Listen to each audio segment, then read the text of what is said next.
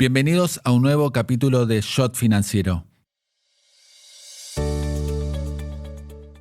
Hoy con nosotros Marina Asimonti. Marina vino a Buenos Aires a estudiar a la Universidad de San Andrés desde Misiones y posteriormente completó el doctorado en Economía en la Universidad de Rochester para posteriormente pasar a desempeñarse como profesora en la Universidad de Iowa y también en la Universidad de Texas en Austin. Luego se desempeñó en la Reserva Federal de Filadelfia y hoy es la Senior Economist y Research Advisor de la Reserva Federal en Richmond. Hoy con nosotros, Marina Asimonti.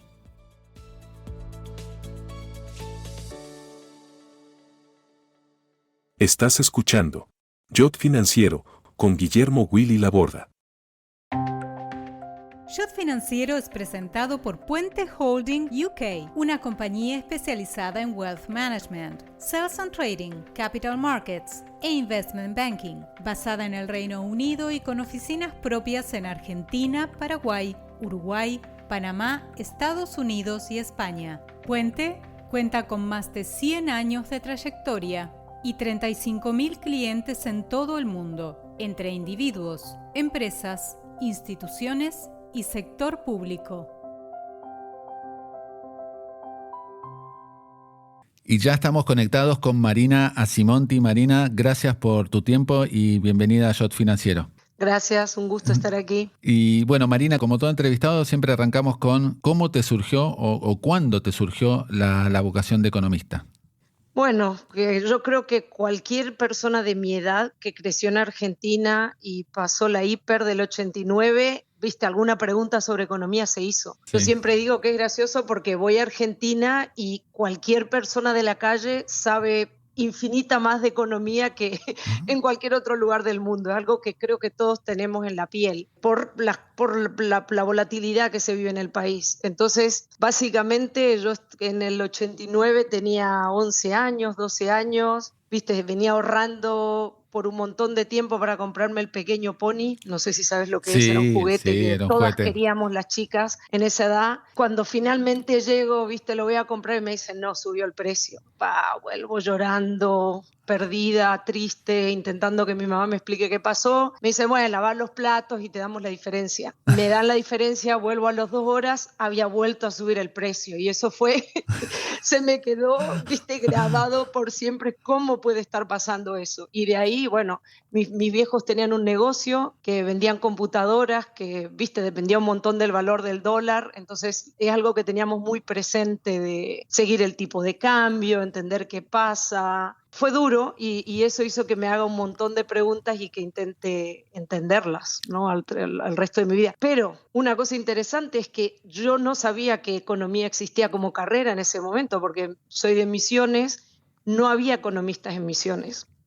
Ajá. Entonces era algo que me intrigaba, pero nunca se me había ocurrido que era algo que podía hacer. Entonces, de hecho, cuando fui a estudiar administración de empresas, que era lo más cercano que conocía. En primer lugar, ¿a qué colegio secundario fuiste? ¿Fuiste en Misiones al secundario? Sí, fue a la Escuela Normal Superior Estados Unidos del Brasil. No sé si escuchaste de ella, es una escuela de Posadas, es una de las 2 escuelas nacionales. Qué bueno. Grande, un montón de chicos. Pública. También tuvimos muchos paros porque, viste, con todos los problemas que había, estuve yendo al secundario en los 90, que si bien la economía eventualmente estuvo mejor, había muchos problemas con viste, la remuneración a los docentes, muchas huelgas. Íbamos a protestar con los docentes para pedir aumentos de sueldo. Fue una época tumultuosa en Misiones, claro. Para la provincia. Y de ahí saltás a estudiar ya la licenciatura en Economía en San Andrés. Estaba saliendo estaba en 4º año del secundario y ya, viste, mis padres me empezaron a preguntar qué pensaba hacer. Como te digo, eran los 90, todavía más o menos se podía mandar a un hijo a Buenos Aires. Hoy yo creo que es un poco más difícil. Sí. Y yo estaba pensando en ir a la UBA, que era lo que hacía toda la gente. Nadie conocía a San Andrés o Di Tella o estas universidades privadas en mi entorno.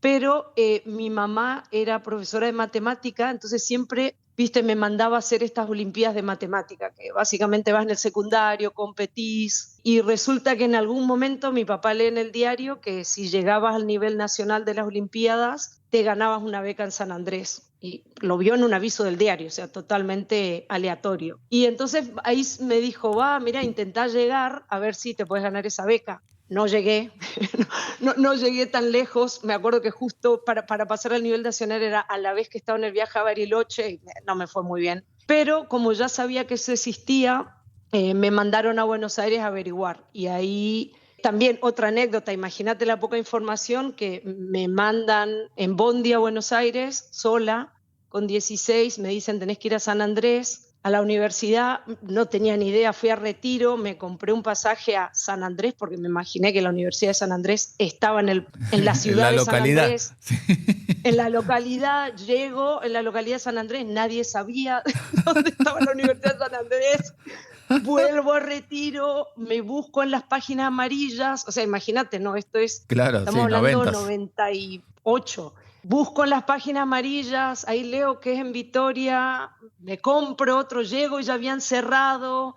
Bueno, fue un lío, pero eventualmente logré averiguar cómo era la cosa, cómo eran las becas. Estaba muy verde yo, pero bueno, me dieron el material. Después también me enteré de Ditela, me dieron el material también porque estuve ahí un par de días en Buenos Aires y volví a casa y, viste, me senté con mi mamá. De vuelta, era profesora de matemáticas, no teníamos muy buena matemática en la escuela en esa época, por esto de los paros, los profesores que iban y venían, pero bueno, ella me tuvo ahí dando caña, y bueno, eventualmente me presenté al examen, había becas para gente del interior, creo que de vuelta un poco de suerte, porque tampoco es que me fue muy bien, pero estaban buscando gente del interior, querían como ser más inclusivos, había empresas que estaban poniendo plata para, viste, generar un poco más de movimiento, que no sea todo centrado en Buenos Aires, y bueno, terminaron eligiéndome y dándome la oportunidad, y eso fue increíble. Mira qué bueno. ¿Y qué profesor recordás de UDESA? ¿De aquel profesor o profesora que te haya marcado en la carrera? La verdad que eran todos buenísimos. O sea, una cosa que me chocó mucho es, de vuelta, venía de esto de paros, profesores que no tenían muchas ganas, muchos de ellos, de trabajar o porque no les pagaban, a un lugar donde el alumno era importantísimo, donde los profesores se preparaban un montón. De hecho, no he estado nunca en ningún trabajo después donde los profesores se ocupen y se preocupen tanto de los alumnos. O sea, fue una cosa que para mí era increíble. Pero bueno, dentro de esos profesores, Rolf Mantel fue uno que me marcó mucho, le tenía miedo, pero bueno, me tomé su curso de optimización dinámica, éramos 6, y ahí la verdad que aprendí un montón y me picó el bichito de aprender un poco más modelitos y cosas. Después tuve Fede Weichelbaum, que nos dio teoría de juegos, que también eso me abrió algo que, viste, no conocía nada yo de teoría de juegos y me pareció interesantísimo. Walter Sosa con econometría, que la verdad que es un profesor excelente, y Cortés Conde, que si bien yo no me dediqué a historia económica, trabajé un tiempo como su asistente y fue el que, me acuerdo que recolecté toda la serie de datos sobre retornos a bonos argentinos en el 1800. Me iba al basement del Ministerio de Economía a abrir las memorias del 1860 y me copiaba a mano. Y mira, hoy estoy trabajando en deuda, así que claramente en deuda, en teoría de juegos y en modelos dinámicos. Así que yo creo que esos fueron los que más me marcaron el camino. ¿Y obviamente inmediatamente de terminar San Andrés, optás por irte a estudiar afuera? ¿Cómo fue la decisión? ¿Cómo fue el fondeo?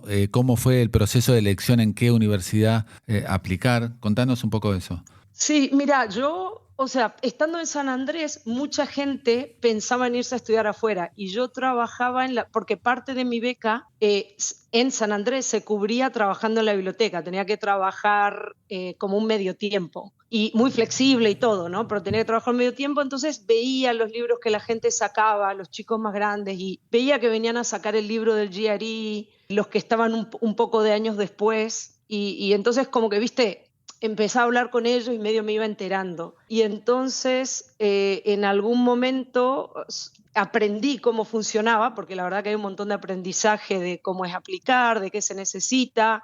tenía otros compañeros de la biblioteca que se estaban yendo, mi pareja en ese momento tenía un año más que yo y se quería ir. Entonces decidí irme, fue un poco pronto, la verdad que ahora mirando para atrás me fui muy joven, tenía 21 años, no había hecho un máster, me costó empezar ahí, fui muy verde, como que si le tuviera que recomendar a alguien le diría, mirá, hacete un máster, trabajá un par de años en el sector privado, aprendé si es para vos. Yo me mandé para entrar, la verdad que apliqué a todos los lugares que tenían aplicaciones porque no sabía dónde iba a entrar. De vuelta, esto era la época pre-internet, o sea que era todo fotocopia y a mano, mandar todas las aplicaciones, fue un trabajazo. Apliqué a todos los que ofrecían beca y me ayudaron ahí en el proceso Mauricio Drelichman, que estaba en Northwestern, y Héctor Chade, que estaba en ASU, en Arizona State. Hablaba con ellos como para pedirle consejo de cómo preparar el material. Es re importante saber cómo funciona el mecanismo de adentro, ¿no? Cómo se elige, qué tipo de cosas son importantes, qué no, qué tenés que mandar, a qué le tenés que prestar atención. Por suerte en San Andrés teníamos que hacer una tesis, entonces, tenía material para mandar la tesis, que estaba en español, no sé si alguien la leyó, pero bueno, tenía algún trabajo. Seguro que sí. Seguro que sí, Marina. Y finalmente optaste por la Universidad de Rochester. Sí, la verdad que entré en algunos lugares, por ejemplo, había entrado a Northwestern sin beca y no tenía ninguna forma de financiarme, porque, no teniendo permiso de trabajo, mi familia no estaba en una situación para mantenerme en un lugar como Estados Unidos. Rochester se jugó, me dio una beca. Maryland se jugó, me dio una beca, y Duke se jugó y me dio una beca. Entonces había tenido esas tres, que muy buenas universidades, y la verdad que ahí hablando con profesores me recomendaron Rochester y seguí su consejo. La verdad que no conocía mucho de ninguna de las tres, sabía que me gustaba macro, sabía que me gustaba cosas relacionadas a modelos, y más o menos así es como terminé en Rochester. En algún momento vino Hugo Hoppenheim a visitar Argentina y se juntó con todos los argentinos que estábamos aplicando, y eso la verdad que ayudó un montón, porque, le podías hacer preguntas, te podías dar una idea de cómo era. Pensá que yo cuando me fui sabía muy poco, o sea, para darte una idea, yo pensé que me venía a Manhattan, y cuando fui a Rochester no era Manhattan, o sea, no había mucha información de lo que era el lugar al que iba, pero bueno, qué sé yo, leap of faith, como dicen. Y estamos hablando de qué año. ¿En qué año te fuiste ya de la Argentina? Y me fui en el 99, porque, San Andrés es más cortita que la UBA, o sea, San Andrés fueron 4 años, fui del 95 al 99, y de ahí directo apliqué y me fui a la universidad. Bueno, te fuiste en el 99. En una época en la cual Argentina, estaba en una situación económica, en comparación con lo que vino después, bastante buena. Exacto. Era, que te digo que me ayudó, porque al haber hecho la universidad en, 94, 99, toda la gente que veías saliendo de la universidad le iba bien, conseguían trabajos, todos los que aplicaban afuera se iban afuera, les iba bien. Entonces era una época, la verdad, de mucho optimismo. Y ahora, ¿sabes que hay estudios que miran de qué pasa si te recibís en una recesión versus si te recibís en un boom? Y cómo afecta a tus carreras, a tu decisión de, invertir en educación, de seguir un path versus ir a trabajar, del tipo de restricciones que te aparecen si la economía no está en un buen momento. Y de vuelta, tuve suerte. Yo me recibí en un momento que la Argentina iba bien, que mi familia estaba bien, que no tuve que, ponerme a trabajar para ayudar a mi familia, que no es la misma suerte que tuvo la gente que vino pocos años después. Claro. Entonces, una época donde uno creía que lo podía todo. Contame cómo fueron tus primeros años en Rochester, y ahí también, ¿qué profesores te marcaron? Los primeros años en Rochester fueron durísimos, la verdad, porque me di cuenta cuando llegué que no sabía tanto inglés como creía. No entendía nada de lo que decía la gente. Sabía leer y todo, pero la verdad que no entendía nada, no me enteraba. Solamente si escribían. Entonces, la verdad que tuve que pasarme los primeros 6 meses, literal, mirando 6 horas de tele con subtítulos para poder hacer el mapping entre palabras y lo que podía leer. Y el sonido, me miraba de 6 de la tarde a medianoche tele para simplemente entender lo que decía. decían. Iba a las clases, copiaba lo que decían. Después había muchos latinos y muchos argentinos. En ese año éramos 6 de 18 que hablamos español. Eso me ayudó infinitamente porque me traducían todo, los compañeros. Se pusieron las pilas ahí. Viste, fue duro estar lejos de la familia, fue duro el frío. Yo venía de Misiones, nunca había visto la nieve en mi vida. Viniendo de Misiones y pasando por Buenos Aires. Claro, llego ahí, se hacía de noche a las 4 de la tarde, nevaba 6 meses. Muchas veces me quise volver, la verdad que era como, decía, no voy a poder. Y bueno, qué sé yo, seguí apretando y eventualmente fui aprendiendo inglés, me fueron menos difíciles las clases. Me pasó también que todos los compañeros que tenían un máster, entonces iban más preparados. Todos eran un poco más grandes. Yo, iba con 21, sin un máster. No sabía bien a lo que iba, la verdad. Fui muy verde y me costó. Pero lo lograste, Marina, lo lograste. Lo logré. Y en el 2004, doctorado. No, me preguntaste una cosa que no te respondí. Los profesores, sí. Ahí mi mayor influencia fue Per Crusell, que se convirtió en mi advisor, que en ese momento estaba trabajando en macro y political economy, y eso era algo que me interesaba un montón, también viniendo de Argentina. Y esa fue la gran influencia que tuve. ¿Y tu tesis sobre qué tema lo hiciste? Mira, mi tesis fue sobre polarización, sobre cómo la polarización política, el hecho de que los partidos políticos representan a gente que tiene opiniones muy diferentes, puede afectar la economía. En uno de mis papers era sobre cómo la polarización en un modelo afecta la inversión, cómo hace que genere más distorsiones y eso hace que la gente invierta menos y que el país crezca menos. El otro era sobre la volatilidad, cómo hace que cuando cambias de un gobierno a otro que opinan muy distinto, pensando en ciclos de nacionalización y privatización o de tener una economía de mercado, tener una economía más socialista, estas cosas que uno vivió en Argentina, podía afectar a cosas como la volatilidad, porque impuestos altos, impuestos bajos, sí. Controles de capital abierto, entrada abierta de capital, cómo este tipo de volatilidad, la falta de predictibilidad, hacía que se generen ineficiencias. Ahora, Marina, fuiste una visionaria, porque el tema de polarización y los temas que estás hablando de tu tesis son los que se ven en la Argentina y se ven en Argentina. Sí, total, pero ¿sabés que en esa época estaba el trabajo de Esteban Anrey, que pensaba en polarización teórica? No era algo que le importaba mucho a la gente de macro y me costó conseguir una audiencia. Te digo, cuando fui al mercado a intentar conseguir trabajo, era un tema que no estaba haciendo nadie, entonces no tenía muchos aliados, mucha gente que trabaje en el tema que le interese, y al final tuve un flyout que fue a Iowa y una oferta, y es donde conseguí mi primer trabajo. O sea, se jugaron porque no era un tema muy, muy hot en ese momento, la verdad. Ahora vos, Marina, te doctorás en el 2004. ¿Dónde te agarró, por ejemplo, el atentado a las Torres Gemelas del 2001? ¿Estabas en Rochester ese día? Sí, la verdad que eso fue durísimo porque estaba en Rochester, que es lejos, Rochester es 6 horas de New York, pero me acuerdo que nos llaman de Argentina porque fue temprano, estábamos todavía durmiendo, no lo podíamos creer, nadie sabía qué iba a pasar, o sea, nadie sabía si era una guerra que iba a venir. Teníamos muchos amigos en Manhattan que o estaban estudiando o eran, parientes de gente que estaba en Rochester. Fue terrible. Nadie sabía qué hacer, todo el mundo esa mañana, no estés en un edificio alto, andate al basement. Fue una época terrible. Sí. Y vine a Manhattan poco después, 3-4 meses después, y fue terrible, la verdad, para la gente. Mira, ahora estoy viviendo cerca de donde ocurrió el hecho y aún hoy, 20 años después, cada año, la gente hace como una procesión, una carrera, es muy emotivo, ahora están los hijos, la verdad que fue un tema dificilísimo. Sin dudas. Una vez que terminás el doctorado, Marina, algo nos anticipaste recién, vas a Iowa, a la universidad, a dar clases. Voy a la Universidad de Iowa.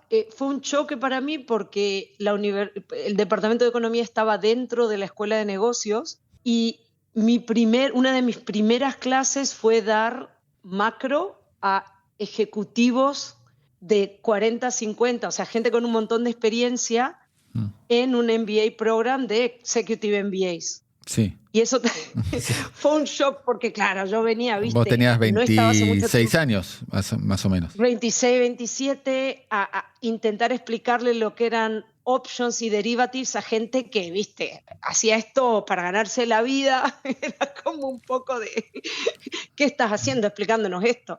Fue duro eso, pero también tenían un programa de doctorado y empecé ahí a dar clases de doctorado, un grupo muy bueno de gente junior que nos contrataron a la vez y gente, bueno, que nos ayudó. Fueron mis primeras clases, viste, empezar a hacer research, empezar a entender cómo funciona research. Teníamos suerte porque había Matt Mitchell y April Franco, que tenían unos años más que nosotros, viste, nos daban un montón de ideas de todos los que entramos en ese año de cómo enfocar el research, cómo enfocar las presentaciones. Ahí hay una learning curve importante. Me salen palabras en inglés, por eso no decirlas en español. Pero, viste, es difícil aprender cómo hacer el día a día del economista. Y bueno, ahí tener mentores buenos fue crucial. Y Marina, ¿en algún momento se te cruzó volver a la Argentina o no tenías chance o no tenías oportunidad? ¿O no te surgieron ofertas? Mira, no, al principio, la verdad que no tenía muchas oportunidades. Cuando eventualmente me empezaron a surgir, porque eventualmente me surgieron posibilidades en la Odessa o en Ditela, ya estaba con hijos, con pareja, mi marido es español, es más difícil si no tenés una pareja argentina, traer a alguien a Argentina. Seguro. Si tenés hijos que están en el sistema, que hablan inglés, que hablan inglés y no hablan español, es un poco más difícil. Y tenía otra restricción, que yo soy de Misiones, entonces al final, tampoco estoy tan cerca de la familia, volviéndome a un lugar como Buenos Aires. Exacto. Recién ahora Misiones está teniendo Universidad de Ciencias Económicas, pero por mucho tiempo ni siquiera existía la carrera. Ajá. Después de Iowa vas a Texas. Sí, Texas, ahí ya, fui con más experiencia, ya sabía cómo funcionaba, ya sabía cómo escribir papers. Le saqué un montón de provecho porque también tenía, mira, Natalia Ramondo, que es argentina, estaba conmigo en esa época. Estaba un montón de gente Fatih Gubenen, Dean Corbett, Russell Cooper, un montón de gente Macro International, que eventualmente fue muy exitosa. Estuvieron ahí en ese momento, entonces había mucho dinamismo, muchos seminarios, muchas conferencias. Le saqué el jugo, la verdad, viajé un montón presentando, aprendiendo, fue una época de muchísimo crecimiento. Para mí es importantísimo cuando uno está al principio de la carrera, hablar con gente, presentar, viajar, estar expuesto a ideas, estar expuesto a preguntas. Fue algo muy enriquecedor. ¿Cómo te surgió la posibilidad de entrar a la Reserva Federal, puntualmente a la de Filadelfia? Que vas que tengo acá anotado, 2011 al 2014 estás en la Reserva Federal de Filadelfia.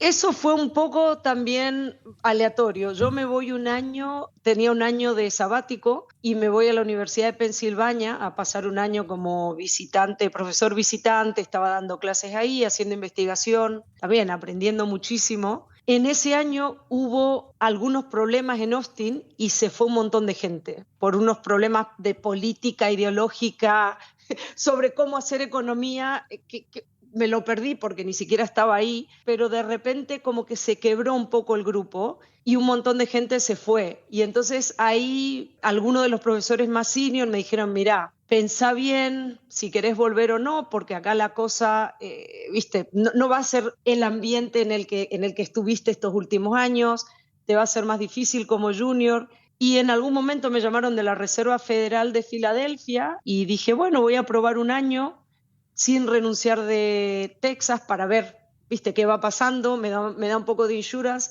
Y la verdad que cuando empecé ahí me di cuenta de la importancia porque como te digo, yo había terminado la licenciatura y me fui directo a hacer el doctorado. Nunca trabajé en el mundo real. Terminé el doctorado y me fui directo a hacer una carrera académica. Nunca tuve la experiencia de trabajar en el sector privado, en el mundo real. Entonces, un montón de lo que yo pensaba eran modelos que salían de otros modelos o gente que me imaginaba por cosas que leí, no por cosas que había experimentado en el mundo real. Y creo que esa es una parte que es necesaria y es imprescindible para un economista. Cuando me voy a Filadelfia, me encuentro con el mundo real, porque de repente, viste, hablas con directores de compañías, hablas con gente que está teniendo que decidir la política, aprendés lo que es un banco central independiente. Entonces me empezó a llamar un montón la atención aprender de ese mundo. De hecho, uno de los papers que escribí que ha sido más citado es uno que surgió en la Reserva Federal en el 2013, cuando, viste, estaba por ser la reelección de Obama, que no se sabía si iba a ganar o no, donde estaba un poco la crisis de Europa, había mucha incertidumbre, y cuando me pongo a leer los surveys que se le hace a la gente de empresas, porque cada Fed pregunta a la gente del sector privado, ¿vas a invertir o no? ¿Vas a contratar gente o no? ¿Viste por qué? Estábamos saliendo de la gran recesión del 2007 al 2009, entonces, viste, estábamos tratando de entender qué pasaba con contratación y con inversión. Y empiezo a ver que un montón de gente hablaba de, mira, vienen las elecciones, yo no sé qué va a pasar, Obama es muy distinto, o sea, el candidato republicano y el candidato demócrata tienen políticas muy distintas, yo voy a esperar, yo no voy a hacer nada hasta después de las elecciones. Y mucha gente, aunque no le preguntamos específicamente sobre incertidumbre, hablaban de no, mira, Washington es un desastre, no se ponen de acuerdo, no se sabe qué va a pasar, yo voy a esperar. Y entonces ahí me surgieron un montón de ideas de, a ver, ¿y cómo aprende la gente, viste, sobre política? Por eso tenemos nuestros modelos donde todo el mundo es racional y mira al futuro y resuelven equilibrios complicados y puede resolver funciones, pero cuando te hablas con la gente que tienen que tomar decisiones, que no tiene toda la información, que, viste, tiene que tomar decisiones sin saber exactamente lo que va a pasar, sin saber cómo son los procesos, sin saber un montón de cosas, me empezó a intrigar, bueno, ¿y cómo toman las decisiones? ¿Qué miran? ¿Cómo aprenden? ¿De dónde toda esta gente de repente este año tiene una idea de que la incertidumbre es altísima y que ellos no quieren invertir hasta que no baje la incertidumbre? ¿Es importante la incertidumbre? Me empecé a preguntar todo eso y estaba justo Bloom con esta nueva tecnología de intentar aprender de las noticias del diario, ¿viste? ¿Cómo es la incertidumbre? Y digo, capaz también se puede usar una tecnología parecida para aprender de las noticias que salen del diario sobre conflictos entre políticos. Y digo, lo voy a aplicar y voy a mirar si hay una correlación entre estos conflictos que uno aprende del diario y las decisiones de inversión. Más en general, no solamente este año, sino en otros años. Sí. Entonces, como un poco estar en contacto con la gente que toma decisiones, de repente te abre un mundo que, viste, no te imaginabas. Claro, claro. Y obviamente hay una correlación. Obviamente hay una correlación y es no trivial, y otra gente usó otras distintas medidas de esto y encontraron lo mismo, que, viste, si hay mucha incertidumbre, si los políticos se están peleando y hacen difícil saber lo que van a hacer las políticas, si no hay continuidad, la gente frena y espera. Y Marina, o decide hacer otras cosas que no son de tan largo plazo, ¿viste? claro. Políticas cortoplacistas. Y ahí, mientras estabas en toda tu vida en Estados Unidos, ¿estabas en contacto con otros argentinos que estaban estudiando en otras universidades, incluso otros académicos argentinos que han hecho carreras exitosas, desde Calvo hasta el que se te ocurre? ¿Estabas en contacto? ¿Hay una comunidad argentina de académicos en Estados Unidos que o más o menos están en contacto de alguna forma? Sí, mira, la verdad que la mayoría de la gente que conocía en esa época al principio, era gente de mi generación, porque íbamos a las mismas conferencias, como Ricardo Lagos, que está en NYU, lo veía siempre, Paco Buera, que ahora está en WashU, lo veía siempre, como que éramos todos medios de la misma generación. Natalia Ramondo, que te dije que fue mi colega. Vi a Natalia, conocí también a otra gente que venía de la rama de la UBA, mucha de la gente que venía de San Andrés, Iván Berning, Ariel Burstein. Como nos conocíamos, nos veíamos en conferencias, se hablaba del tema de Argentina, eventualmente lo conocí a Fernando Álvarez, a Rodi Manueli, a Martín Uribe, que estos eran más senior que yo, pero bueno, a medida que fui viajando y conociendo y yendo a visitar, fui conociendo a esta gente. Pero yo diría que la gente con la que uno más estaba en contacto es la gente de la generación. Claro. Y bueno, y con el grupo de Rochester, que somos un montón de argentinos, Leo Martínez, que ahora está en el FMI, Juan Sánchez, que está en el St. Louis Fed, nos seguimos hablando, tenemos un grupo de WhatsApp donde hablamos todo el tiempo. Qué grande. De Argentina y de todo. Sí, sí. ¿Y cómo viste, sobre todo lo que fue una época muy difícil en Argentina, que fue la crisis del 2001? ¿Cómo la viviste desde, bueno, estabas en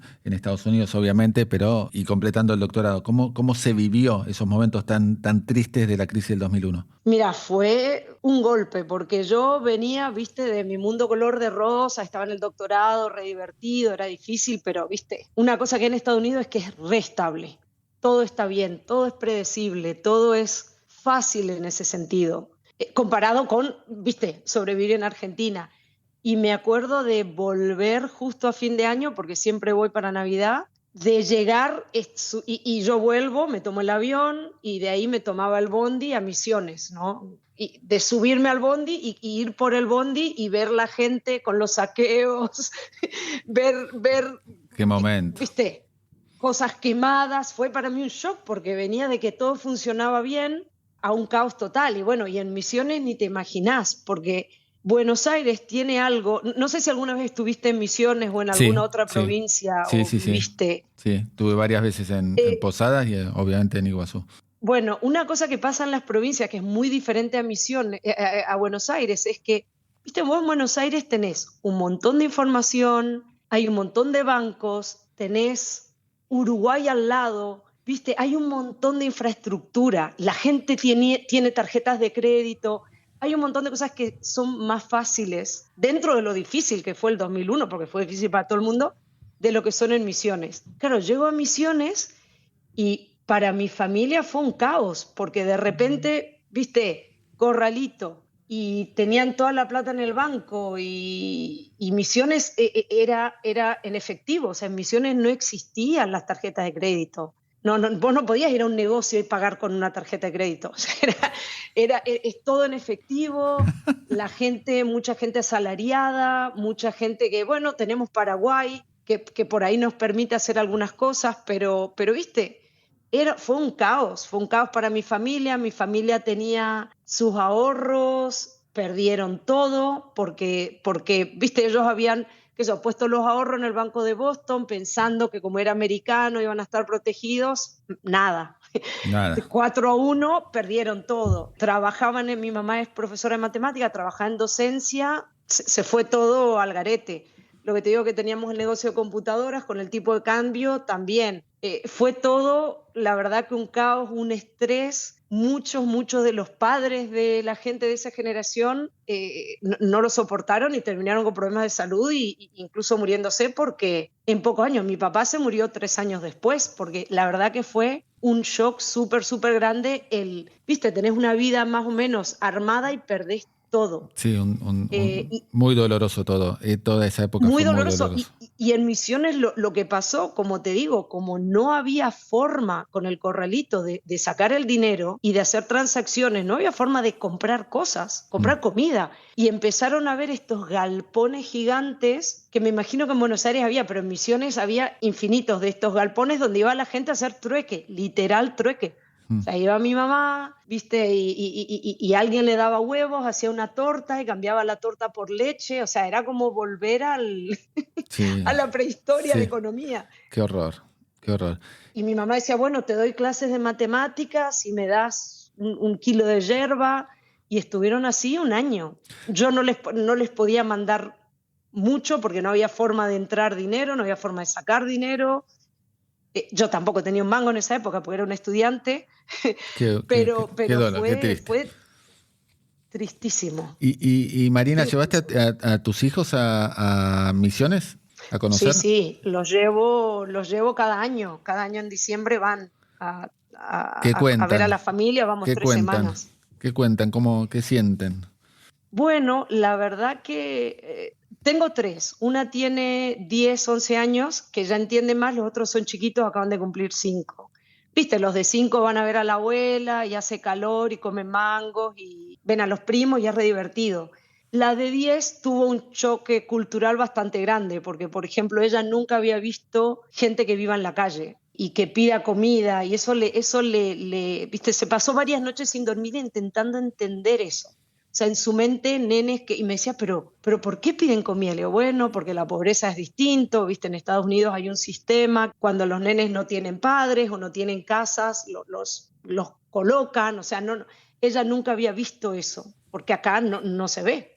Y entonces, viste, quería llevar comida y cómo se visten y cómo, viste, y dónde duermen y bueno, tener que explicarle eso, que es una realidad tristísima, que en Misiones, viste, la línea de pobreza incluso de vuelta está más arriba, o bueno, no sé si más arriba, pero hay más gente por debajo de la línea de la pobreza en Misiones, una de las provincias más pobres, con Tucumán y pocas más, donde eso se ve mucho y se vive mucho. Y eso yo creo que para ellos fue un shock.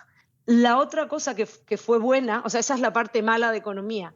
La parte que les impactó un montón es la gente. Dice, acá la gente se abraza, se quiere, las relaciones familiares, las grandes familias. Eso acá, por ejemplo, en Estados Unidos no existe.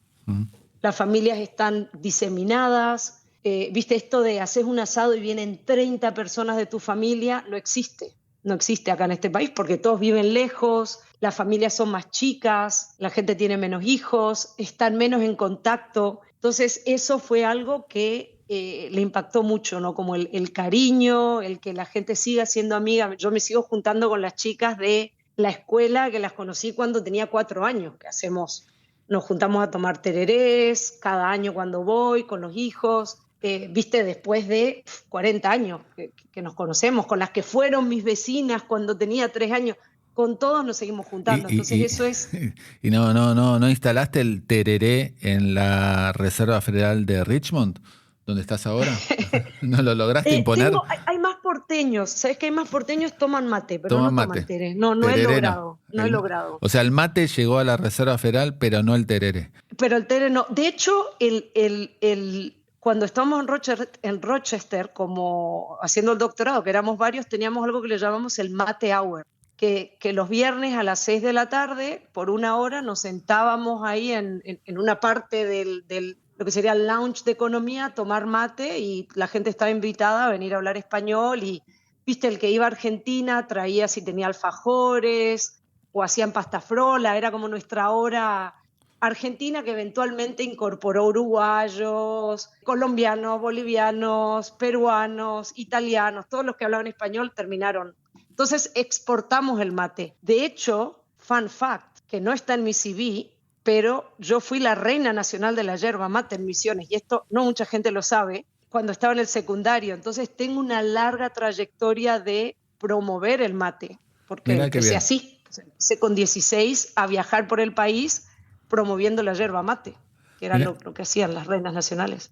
Mirá qué bien. Marina, ¿cómo te imaginaste alguna vez, sobre todo cuando te fuiste a vivir a Estados Unidos, porque te fuiste y después, bueno, viniste ocasionalmente, pero ya no volviste a vivir a la Argentina, que el deterioro que iba a tener la economía argentina se iba a producir tan profundo? Mirá, ¿relativo a qué? Porque, viste, cuando decís deterioro... Hasta los países vecinos, digamos, mismo como fue el recorrido que tuvieron Brasil desde el 2000 hasta el 2020, hasta ahora, o Uruguay, o Paraguay, Mira, versus Argentina, digamos, ¿no? Sí, o sea, depende de qué visión tomás, ¿no? Como mi papá se fue a Misiones, mi papá es de Buenos Aires, se fue a Misiones porque él estaba en el Balseiro y durante la dictadura se empezaron a morir sus amigos, ¿no? Entonces se fue a Misiones con mi tío y a empezar una vida ahí. Yo tomo eso como el bottom de lo que puede pasar en la Argentina. Es verdad. Después tuvimos el 89, que fue terrible. Terrible. ¿Viste? Ese es un segundo step. Después tuvimos el 2001, que fue terrible. Entonces, sí, hay países en Latinoamérica que, por ejemplo, Chile se graduó de un montón de esas cosas cuando instauraron la democracia. Brasil se graduó de un montón de esas cosas en los 2000. Hay otros países que siguen con ciclos y problemas parecidos a los de la Argentina. Entonces yo no sé si es que lo llamaría un deterioro o lo llamaría sigue estando en este ciclo terrible, en este círculo vicioso. Viste, tuvimos momentos buenos y momentos malos y ahora estamos en un momento malo. Y creo que en cierta forma, no sé si digo, no quiero decir no me extraña, no quiero sonar agrandada ni nada, pero si uno mira la gente que ha estudiado otros países de Latinoamérica, otros países han tomado medidas para intentar prevenir este tipo de cosas. Han reforzado sus instituciones o han tratado de imponer reglas fiscales o han tratado de luchar contra la corrupción o han tratado de tener independencia del Banco Central. Argentina no ha logrado implementar estas cosas todavía. Y estas cosas funcionan. O sea, yo creo es difícil cuando hablo con mi familia y mis amigos explicarle, parece como una panacea, pero para darte una idea, por ejemplo, acá, yo ahora que trabajo en la Reserva Federal, que controla la oferta monetaria, la Reserva Federal tiene economistas, hay 13, una en cada región, tiene economistas con doctorados que se pasan meses juntando estadísticas, tienen un presidente que es elegido de cierta forma, que no depende de un voto popular, sino que es elegido por un board of directors, como que es mucho más tecnócrata. O sea, vos mirás los economistas de la Reserva Federal, son tecnócratas. Vos mirás las reuniones, se juntan cada 8 semanas a hablar de la política económica. La política monetaria no quiere decir que no puedan tener influencia del gobierno. Puede ser que el gobierno intente influir, pero hay una independencia que está metida en el desarrollo institucional del país que no existe en Argentina hoy día. Entonces, claro. ¿Viste? Les preocupa un montón la credibilidad del sistema, por eso es importante lo que se dice, lo que no se dice. Por ejemplo, hay épocas de blackout antes de que se decida la política donde ningún economista puede hablar ni con la prensa ni dar charlas. O sea, hay un sistema que han venido perfeccionando años. Estamos un poco lejos de llegar ahí. Y este es un sistema que los países de Latinoamérica que lo han implementado han tenido más estabilidad. Entonces yo creo que, Argentina, si yo pensara que podría ayudar es invertir en este desarrollo institucional, separar la política de los incentivos políticos, o la política fiscal y monetaria de los incentivos políticos un poco. Claro. ¿Ves la llegada de Milei que pueda traer algún aire de frescura en ese sentido? Mira, sé poco y no quiero hablar mucho porque no he estado siguiendo todas las políticas como debería. Entonces, a tomar con muchas pinzas cualquier cosa que diga. Claro. Yo creo que Milei, pero por lo que veo de afuera, con lo poco que sé, una opinión no muy informada, pero yo lo que veo es que está intentando ir en esta dirección, está intentando, limpiar cosas que son ineficientes. Y esto también hay research que muestra que hay muchas ineficiencias en muchos países de Latinoamérica, especialmente en Argentina, de cómo se generan, los contratos que se hacen para obras públicas, en el tipo de gente que se contrata en el sector público, las calificaciones que tienen. O sea, hay muchas ineficiencias ahí de cómo se implementan un montón de políticas. Yo creo que está haciendo un esfuerzo por desregular cosas que están excesivamente reguladas, está haciendo un esfuerzo por bajar la inflación.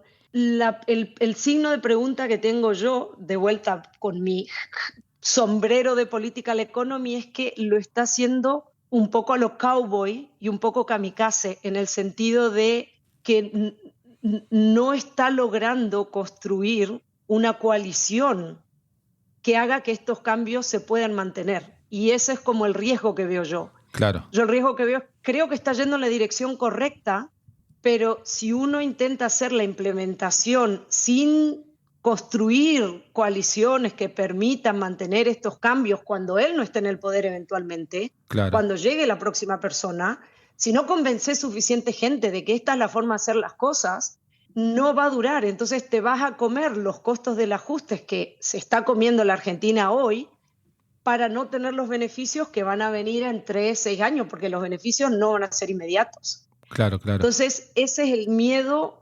Bueno, quizá lo hace, yo, quizá lo hace, habida cuenta, recién pasaron 5 meses, digamos, en la segunda parte de su gestión, ¿no? Me parece, ¿no? Exacto. No pierdo esperanza. Simplemente digo que me parece que la dirección es la correcta, pero que hay que construir, ¿viste? Instituciones, más tan simple como eso. Tan simple como eso. ¿No? Y eso se puede hacer, hay que encontrar la gente correcta. También hay otra cosa que de vuelta, viniendo de Misiones, también, viste, Argentina es muy centralizado y Argentina normalmente es muy... Buenos Aires es el centro del mundo y no quiero sonar como la del interior que está enojado o resentida. Está claro que no. Pero está todo muy centralizado y yo creo que es importante también incluir lo que te dije, la Reserva Federal. La Reserva Federal, cuando toma decisiones, tiene representación de distintas regiones porque distintas regiones tienen distintas restricciones, tienen distintos shocks, tienen distintas realidades, tienen distintos sistemas económicos. Entonces vos, si querés que las cosas duren, tenés que tener en cuenta eso. Entonces, como que veo que una cosa que en general también en Argentina no se hace es incorporar la visión de estas otras partes de la Argentina, que si bien probablemente no tengan tanto poder económico porque no generan el producto que genera Buenos Aires, tienen un montón de votantes también. Entonces, ¿viste? Cualquier política que hagas, si ignorás lo que pasa en todas las otras partes del país, eventualmente no va a funcionar. Entonces, hay realidades que son relevantes para esas zonas que por ahí, viste, algunas de estas políticas ignoran porque, qué sé yo, son buenas para la visión centralizada de Buenos Aires, pero quizás son bastante negativas para estas otras partes del país. Entonces, para darte un ejemplo, en Buenos Aires una gran proporción de la población es empleados estatales. Sí. Por cómo funciona la provincia. Entonces, claro, si de repente decís que hay que eliminar porque es ineficiente, vamos a reducir el tamaño del Estado a X, a la mitad, a un tercio. Bueno, dejás desempleado a capaz, ¿viste? Una proporción no trivial de la provincia. ¿Y cómo hace la provincia para enfrentar eso? Son pequeñas cosas que viste, el devil is in the details, dicen en inglés, sí. que me parece que son importantes.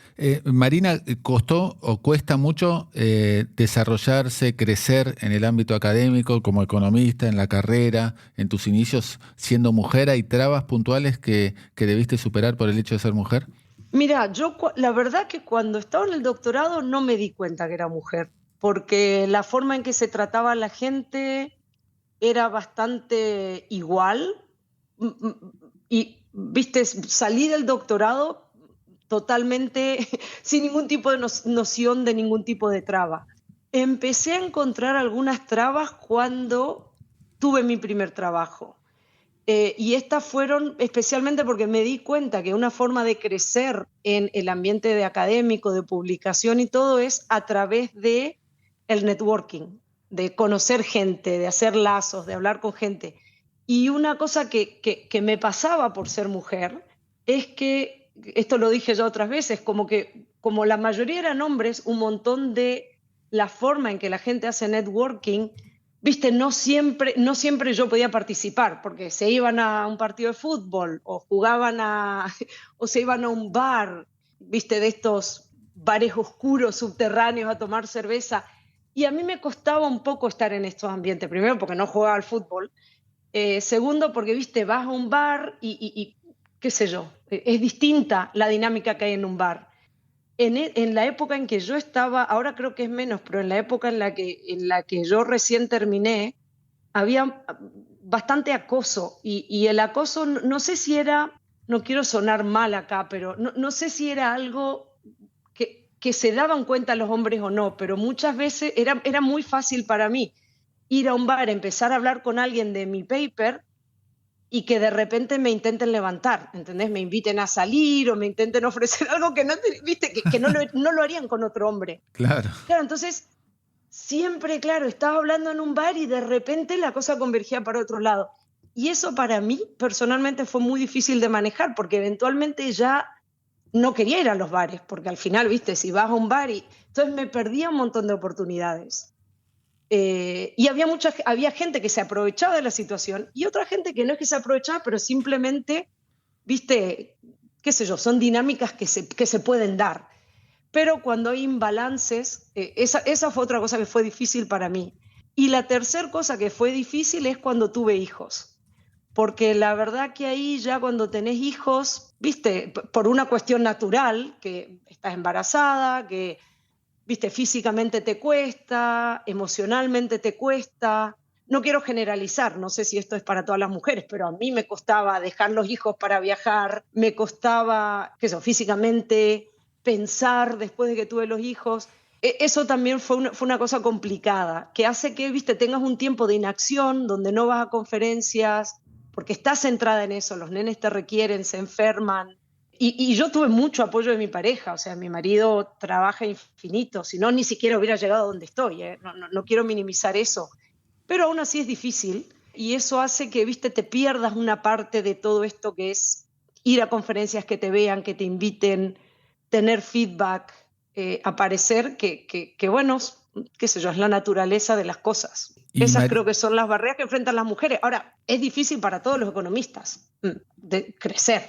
O sea, no es una cosa que es solo de las mujeres, quiero aclarar. Claro. Marina, ¿qué consejo le darías a una persona, como eras vos, al llegar a Buenos Aires, a la UDESA, al iniciar la carrera de Ciencias Económicas? Este podcast lo escuchan muchos estudiantes. Queríamos saber qué les transmitirías de enseñanza a ellos. Entiendo tu pregunta como alguien que está pensando irse afuera. No necesariamente. No necesariamente. No necesariamente. Empezando la carrera de economista. Primer año de economía. Empezando la carrera de economista. Qué sé yo, es importante prestar atención a las clases. Cuando uno empieza, uno cree que matemáticas es irrelevante, que no tiene nada que ver con la economía, porque uno viene de una idea de la economía muy día a día. Es importante. Yo diría, no es algo que tiene que ser minimizado, porque te da una estructura de cómo pensar las cosas, te da un rigor que es importante tener como economista. Y la matemática, la econometría, son herramientas que son muy importantes para cualquier econometrista, para que no sea solo opiniones, ¿entendés? Que no hagamos todo en base a opiniones o creencias o lo que me contó otra persona, sino que tengan fundamentos científicos, porque especialmente hoy en la era de que todo el mundo dice opiniones de la fake news, es importante poder distinguir los hechos de las opiniones. Otra cosa que yo creo que es importante es leer el diario. Yo no leía tanto el diario, me hubiera gustado más leer el diario o, aprender sobre el mundo. Es importante hacer pasantías si se puede, intentar trabajar mientras uno está en la carrera, porque eso te va a hacer dar cuenta qué tipo de economistas querés ser. ¿Querés ser un economista que hace consultoría? ¿Querés ser un economista que esté en banca de inversión? ¿Querés ser un economista que trabaje, en una ONG para mejorar la vida de la gente con bajos recursos? ¿Querés ser un economista que trabaje en una empresa de marketing? ¿Querés ser un economista que haga investigación? Y cada uno de esos tipos de economistas requiere diferentes skills. Y uno cuando empieza la carrera no sabe bien qué tipo de economista va a ser o en qué es bueno. Uno lo aprende con las clases, pero también lo aprende con experiencia. A mí una cosa que me hubiera gustado más hacer es haber trabajado más. Yo hubiese terminado la carrera, especialmente San Andrés de Itela, que si uno va a ese tipo de carreras, son carreras cortas, tomarse 2 años y trabajar y ver qué me gusta hacer, explorar. Si uno va a una carrera como por ejemplo en la UBA, que es una carrera larga, pero que está menos concentrada, intentar trabajar mientras uno estudia. Se puede trabajar en el verano, se pueden hacer pasantías. Yo, mientras estaba en San Andrés, cada verano intenté trabajar en el verano. Bueno, necesitaba trabajar por tema de falta de recursos, pero también intenté buscar trabajos que me permitan aprender. Entonces yo creo que eso es importante, aprender uno en qué es bueno. No tenerle miedo al cambio. Nuestros padres, tenían un trabajo y hacían un trabajo toda su vida por todo lo que oyeron hasta ahora. Yo fui alguien que me moví mucho porque me parece que el cambio es bueno, me parece que uno crece cuando cambia. No necesariamente hay que estar haciendo lo mismo todo el tiempo en el mismo lugar toda tu vida. Y después si alguien quiere hacer investigación, pensarlo bien, porque investigación es una carrera larga. Yo, de vuelta, tuve un poco de suerte, me fui sin saber muy bien qué era hacer investigación y me terminó gustando, pero yo terminé siendo una success story, un survival story, en el sentido de que me gustó sin saber lo que era. Hay un montón de gente a la que fue a hacer lo mismo que yo y no le gustó. Entonces yo creo que hacer un máster o aprender un poco qué es la investigación antes de comprometerse a algo como un doctorado de 6 años es re importante. Claro. Y después aprender inglés, porque, viste... te quedó la marca de tus primeros años en Rochester. Me quedó la marca. No, y te abre un montón de puertas. Mirá, hoy día podés hacer muchísimo desde la Argentina para el exterior, porque hoy tenés, viste, con toda la tecnología, con todas las formas de pago digitales, podés hacer consultoría en cualquier lugar del mundo desde Argentina. Hoy que un montón de empresas contratan a gente working from home, le llaman, que contratan gente remota. Yo tengo un primo que trabaja para Ubuntu, que es la empresa esta que hace, una empresa de computación, Computer Science Development, y trabajó mucho tiempo desde Córdoba, y es una empresa del exterior, que le pagan en dólares, trabaja desde Córdoba. Entonces, te abre el mundo. Aprender inglés, aprender skills, estar en lugares como LinkedIn, te abre el mundo y yo creo que es importante y es fácil, es más fácil hoy en día de lo que fue antes. Antes te tenías que mover físicamente a otro país para acceder a eso. Hoy día ni siquiera te tenés que mover físicamente. Marina, te mandamos un gran abrazo. Felicitaciones por toda tu carrera, que es impresionante, todo lo que hiciste en tan poco tiempo. Y gracias por tu tiempo y seguramente vas a seguir creciendo porque vas a seguir con esta tendencia que tenés de seguir avanzando, investigando y lo que mencionabas precisamente en los consejos, la curiosidad, ¿no? La curiosidad. Bueno, muchísimas gracias. Hasta la próxima, Marina. Un lujo tenerte aquí con nosotros. Propósito, actitud, resultados. Liderazgo modo Geneia.